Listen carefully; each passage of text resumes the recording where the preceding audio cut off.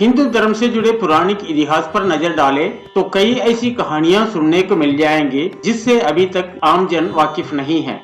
इन्हीं कहानियों में से एक है ऋषि के रचिता ब्रह्मा के अपनी ही बेटी के साथ विवाह करने का घटना। इस बात तो हम सभी जानते हैं कि त्रिदेव के हाथों में ही इस सृष्टि की भागडोर समाहित है। ब्रह्मा के पास सृष्टि का रचना, विष्णु के पास संरक्षण का और देवों के देव महादेव शिव के विनाश का जिम्मे सौंपा गया है। इसी विनाश के बाद फिर से शुरू होता है सूजन का चक्र।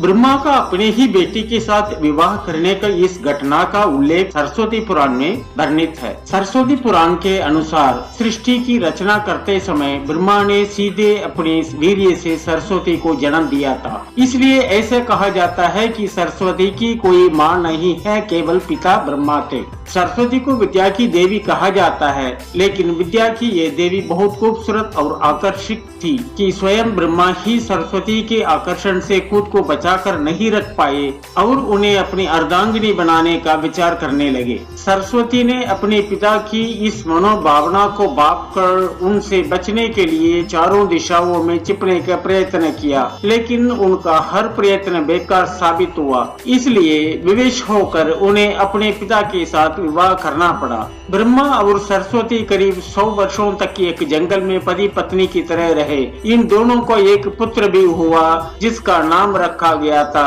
स्वयंभू मनु। इसके उलट मत्स्य पुराण के अनुसार ब्रह्मा के 5 सिर थे।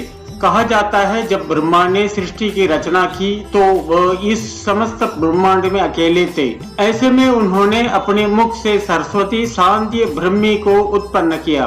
ब्रह्मा अपने ही बनाई हुई रचना सरस्वती के प्रति आकर्षित होने लगे और लगातार उन पर अपनी दृष्टि डाले रखते थे। ब्रह्मा की दृष्टि से बचने के लिए सरस्वती चारों दिशाओं में छिपती रही, लेकिन वह उनसे नहीं बच पाई।